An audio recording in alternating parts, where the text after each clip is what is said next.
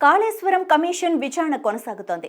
అన్నారం, సుందిళ్ల లొకేషన్ల మార్పుపై కమిషన్ ఆరా తీసింది. ఇద్దరు రిటైర్డ్ ఈఎన్సీలు, రిటైర్డ్ చీఫ్ ఇంజనీర్లను కమిషన్ క్రాస్ ఎగ్జామిన్ చేసింది. వాస్తవాలను వెల్లడించాలని కోరింది. విచారణ సందర్భంలో వారు కీలక సమాచారం అందించారు. గత ప్రభుత్వ ఆదేశాల మేరకే అన్నారం, సుందిళ్ల లొకేషన్లను మార్చినట్లు జస్టిస్ సిపి ఘోష్ నేతృత్వంలోని కాళేశ్వరం కమిషన్ ఎదుట నీటిపారుదల శాఖ రిటైర్డ్ ఇంజనీర్ ఇన్ చీఫ్లు, చీఫ్ ఇంజనీర్లు వెల్లడించారు. కాళేశ్వరం కమిషన్ విచారణలో భాగంగా గురువారం ప్రాజెక్టు ఇంజనీర్లను ప్రశ్నించారు.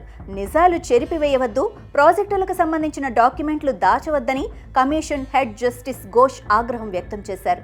మేడిగడ్డ, అన్నారం, సుందిళ్ల బ్యారేజీల లొకేషన్ ఎందుకు మార్చారని ప్రశ్నించగా, గ్రావిటీ కెనాల్ పొడవు తగ్గించడం, కెపాసిటీ పెంచడం, అటవీ భూముల సేకరణ తగ్గించడం, ఎత్తిపోతలు, విద్యుత్ భారం తగ్గించడానికి బ్యారేజీల నిర్మాణ స్థలాలను మార్చాల్సి వచ్చినట్లుగా అధికారులు వివరించారు. వీటిని అప్పటి సీఎం కేసీఆర్, నీటిపారుదల శాఖ మంత్రి హరీష్ ఆదేశాల మేరకే తాము నిర్ణయాలు తీసుకున్నట్లు చెప్పారు. బ్యారేజీల్లో నీరు నిల్వ చేయాలని ఎవరి నిర్ణయమని కమిషన్ ప్రశ్నించగా, అది కూడా వారి నిర్ణయమేనని ఆయన స్పష్టం చేశారు.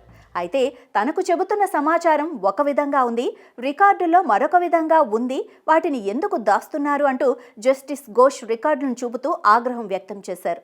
డిజైన్స్, డిపిఆర్, నిర్మాణ సంస్థకు ప్రభుత్వానికి మధ్య జరిగిన ఒప్పందాలపై కూడా కమిషన్ వారిని ప్రశ్నించింది. డిపిఆర్ తయారీని వ్యాప్కాన్ సంస్థకు అప్పగించాలని ఎవరు చెప్పారని కమిషన్ ప్రశ్నించగా, అది కూడా గత ప్రభుత్వ పెద్దల నిర్ణయమేనని ఆయన సమాధానమిచ్చారు.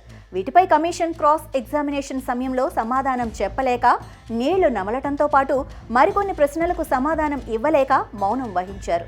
3 బ్యారేజీల నిర్మాణ వ్యయం ఎంత అని కమిషన్ ప్రశ్నించగా, 9,000 కోట్లు అని రిటైర్డ్ ఏఎన్సీలు సమాధానమిచ్చారు. దానికి కమిషన్ తన వద్ద ఉన్న డాక్యుమెంట్లు చూపుతూ, మీరు చెప్పింది వాస్తవం కాదు, ఇందులో మరి 13,000 కోట్లని ఉంది కదా అని నిలదీశారు. జీవో నెంబర్ 28పై అడిగిన ప్రశ్నలకు వారు నోరు మెదపలేదు. ప్రజాధనం వృధా అయిందని మీరు భావించటం లేదా అని కమిషన్ ప్రశ్నించగా, దానికి కూడా వారు సమాధానం ఇవ్వలేదు.